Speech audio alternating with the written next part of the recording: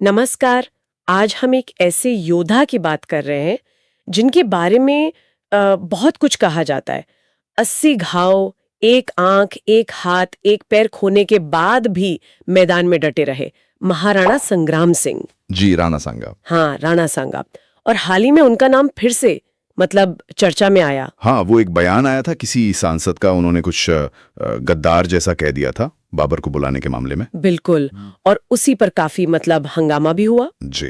तो आज हमने सोचा कि जो जानकारी हमारे पास है, जो स्रोत हैं, उनके हिसाब से राणा सांगा की कहानी, ये विवाद और जो ऐतिहासिक तर्क हैं, उन पर थोड़ी गहराई से नजर डालते हैं। हाँ, बिल्कुल समझने की कोशिश करते हैं कि ये पूरा मामला है क्या। तो शुरू कहाँ से करें? राणा सांगा थे कौन? देखिए, महाराणा संग्राम सिंह, जिन्हें हम राणा सांगा कहते हैं, वो 1509 में मेवाड़ के शासक बने और ये महाराणा प्रताप की पूर्वज थे। अच्छा। और इनकी बहादुरी के किस्से तो आम है।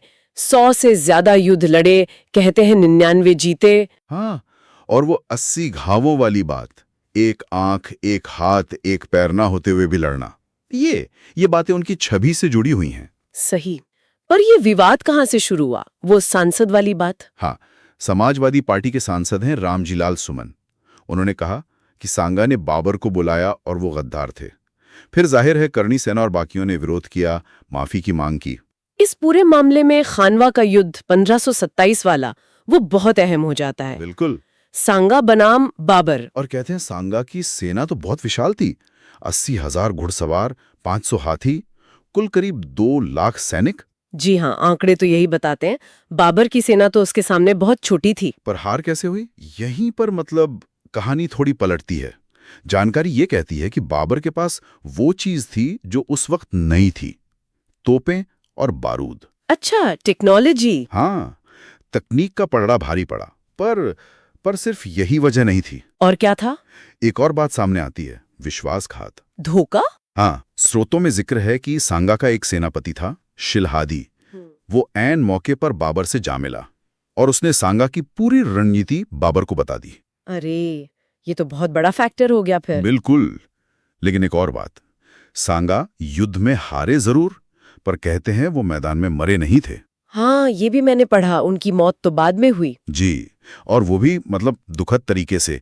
जानकारी है कि उनके ही कुछ सरदार थे जो शायद बाबर से दोबारा लड़ना नहीं चाहते थे, उन्होंने खाने में जहर दे दिया। अपनों ने ही? हाँ, 30 जनवरी 1528 को। कमाल है।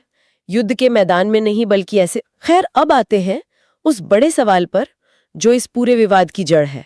क्या वाकई सांगा ने बाबर को बुलाया था? हाँ, ये सबसे बड़ा सवाल है और इस पर 2 अलग-अलग बातें हैं। पहली बात बाबर की अपनी किताब बाबरनामा के हवाले से कही जाती है।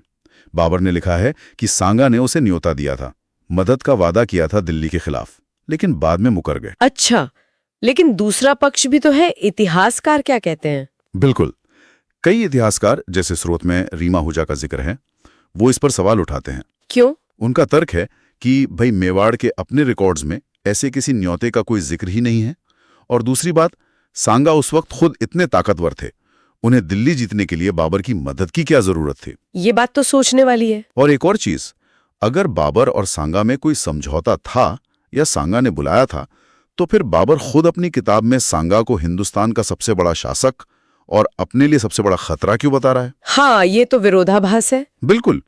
और अगर वो दोस्त या सहयोगी थे, तो फिर खानवा का इतना भयानक युद्ध हुआ ही क्यों? सही बात। तो फिर अगर सांगा ने नहीं बुलाया, तो बाबर को किसी और ने बुलाया था या वो खुद ही आ रहा था? देखिए, एक और थ्योरी है जिसका जिक्र मिलता है।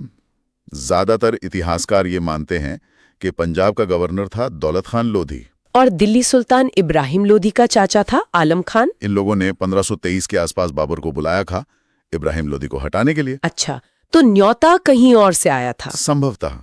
और ये भी याद रखना चाहिए कि बाबर की नजर तो भारत पर पहले से थी। हाँ, वो तो कई बार हमले कर चुका था पानीपत से पहले भी। 1503, 1504, फिर 1518, 1519 में। बिल्कुल, वो तो मौके की तलाश में था ही। और एक बात और, पानीपत में बाबर की जीत शायद उतनी आसान न होती अगर राणा सांगा ने पहले ही लोधी को कई बार हराकर कमजोर न कर दिया होता। हाँ, ये भी एक एंगल है। सांगा ने तो खुद दिल्ली, गुजरात, मालवा सबको हराया था, और खानवा से ठीक पहले बयाना में तो बाबर की सेना को भी हराया था। जी। तो फिर इतिहासकारों का आमत क्या है? स्रोत में कुछ नाम हैं। डॉक्टर मोहनलाल गुप्ता, GN शर्मा, गौरीशंकर ओझा। हाँ, और जो रेट है उसमें भी ज़्यादा फर्क नहीं आया। मतलब जब मेरे को याद है, जब मैं छोटा था तो उस टाइम पे जो भी रेट था उससे शायद 15 या 20 रुपए कुछ ऊपर नीचे हुआ होगा। अगर अपनी ड्रिंक भी लाने जा रहे हो, कुछ खाने के लिए भी जा रहे हो, आपको स्टेज पूरा बाकायदा दिख रहा है। You are not missing any part of the concert. हाँ हाँ।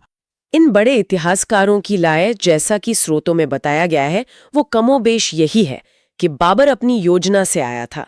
सांगा ने उसे नहीं बुलाया था, बल्कि सांगा तो बाबर के भारत विजय के प्लान में सबसे बड़ी रुकावट थे। तो कुल मिलाकर देखें तो हमारे पास एक तरफ राणा सांगा की जबरदस्त वीरता की कहानी है जी, दूसरी तरफ उन पर ये गंभीर आरोप, फिर खानवा युद्ध की असलियत जिसमें तकनीक और विश्वासघात दोनों का रोल था।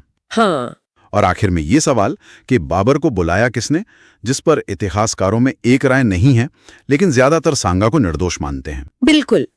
स्रोत हमें यही दोनों पक्ष दिखा रहे हैं और ये भी इशारा कर रहे हैं कि कैसे इतिहास की घटनाओं का इस्तेमाल आज की राजनीति में हो जाता है। सही कहा।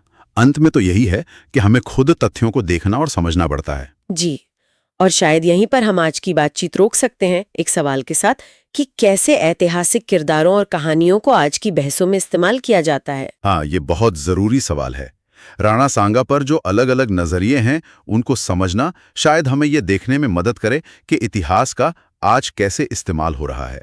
और ये भी सोचना चाहिए कि जो इतिहास लिखा गया है, खासकर विजेताओं द्वारा, उसे पढ़ते वक्त कितनी सावधानी बरतनी चाहिए, उसमें कितने पहलू छुपे हो सकते हैं।